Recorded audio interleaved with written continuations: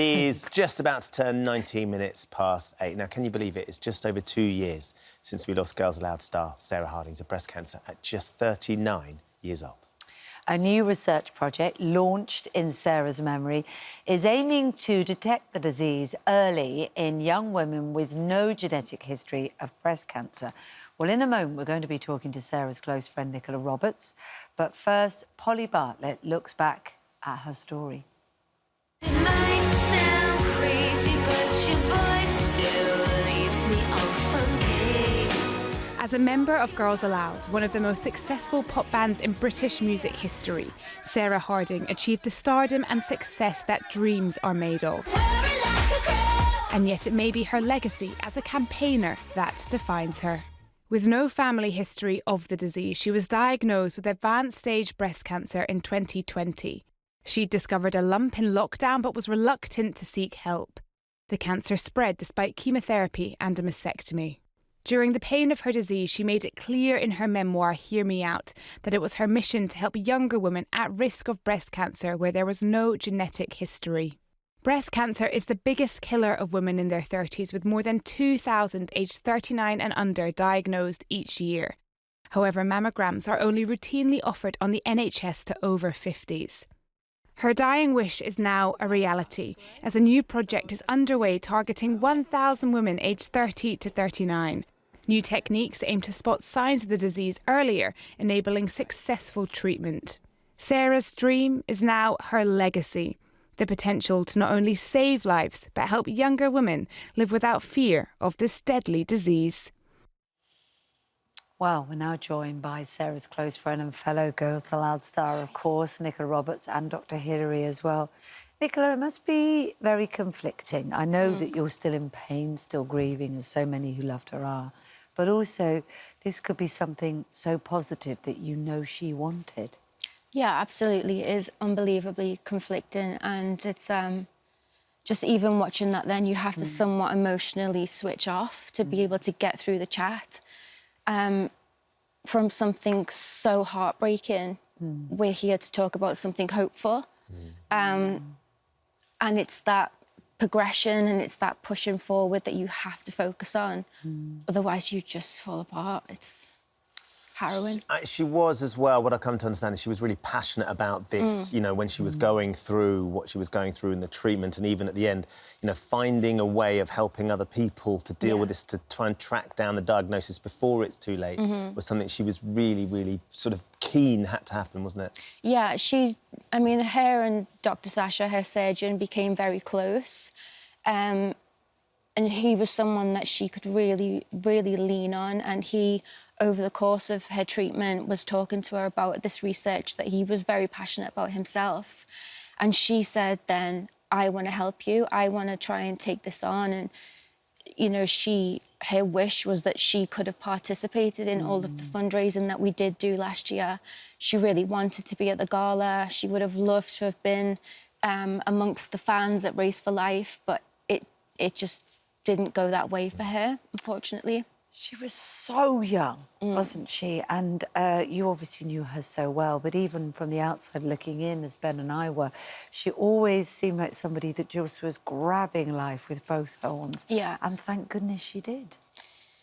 Yeah, she was. She was present in every moment, and she brought herself to every moment. She never tried to be anybody else. That you got Sarah, basically, in all Sarah's glory.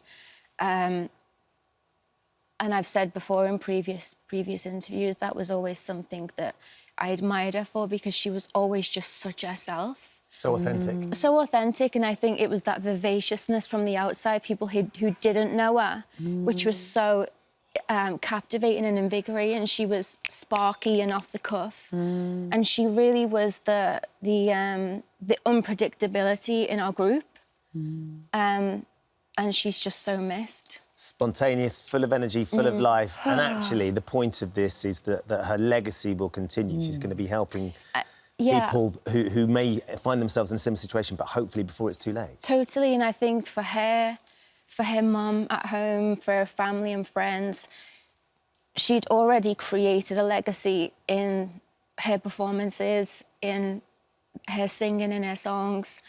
But then to add this huge scenario of such magnitude to her legacy is, like I said at the beginning, is it shouldn't have gone that way, it shouldn't have been this way, but for her to carry that legacy on, and we can take the baton for her and help younger women and help the women who basically were her age and who grew up with us as a band, was so important for her, but is also so important for us.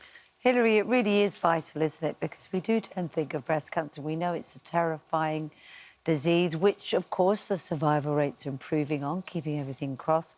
But for the younger, for those that aren't part of that automatic screening, absolutely, this could be vital. 20% of all breast cancer cases are diagnosed in the UK are in women under 50. Gosh. And it's the commonest cause of cancer in women in their 30s. The trouble is, currently, we only screen women who've got a strong family history. Sarah didn't have a family history of breast cancer, so this came out of the blue when she was so young, as you say. So this study is going to be really important in trying to find the risk factors for young women who don't have a family history. So they're going to be looking at several things. They're going to do a lifestyle questionnaire, first of all, for those people who are recruited into the study. They're going to be doing saliva tests, simple saliva tests, to look at gene variants. We already know about 2 really important gene variants, but we're going to look for others as well. On top of that, we're going to do low-dose mammography screenings, which is not looking for breast cancer itself, it's looking for the density of breast tissue, because we know that in older women who develop breast cancer, high density in the breast is a risk factor for breast cancer. So if we can determine whether density is a problem in younger women, that's going to be very helpful. So it could be, what, like a precursor in a way? Absolutely, Right. absolutely. So if we can identify those women who are at risk, and currently, you know, we're missing 2 of 3 women who have a family history because we're just not doing the testing. And for those women who don't have a family history, there's no testing at all.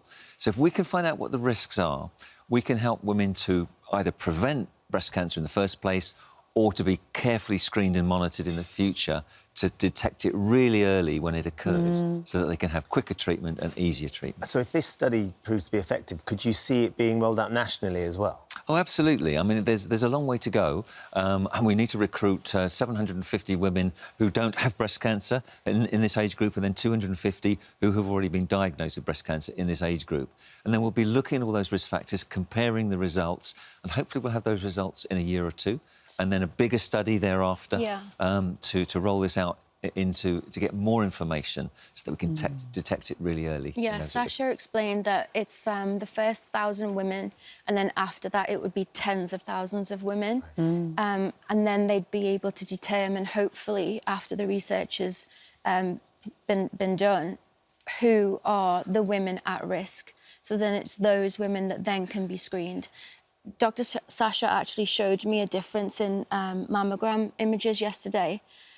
2 women without breast cancer, 2 typically different women, and the density difference in those 2 women's breasts was startling. Just how we're all genetically different was so shocking to me. I had no idea. So it's incredible what they're doing. Hugely important to be doing a survey like this. Could have incredible results going forward. Yeah. I said it in the introduction, Nicola, I can't believe it's 2 years. I know. This month since we lost it. And grief's a funny thing, isn't it? It hits you in waves, and there are moments when I bet she pops into your mind and you want to phone her up and tell her because something's happened and you just want to have a laugh with her, or a song comes on the radio. How have you dealt with it? I think that everybody deals with grief in different ways.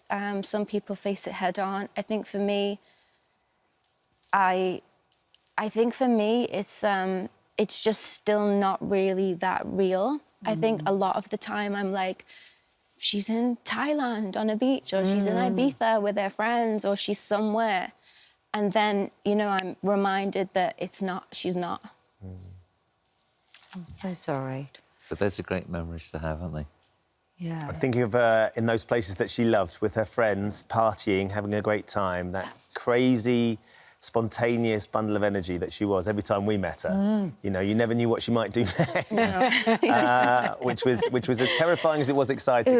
We'd be on the sofa gripping her like, don't do that. Oh. Well, look, thank you. She's like holding it back like a racehorse. Come on. Exactly that. Well, that's what we're trying to do now, is maintain that momentum, energy, energy with this survey and study, because it could make a huge, huge difference. Thank you for coming in. Thank you. And sharing some memories with us. And Hilary, great to have your thoughts as well. We're going to have a look at the weather now with Alex.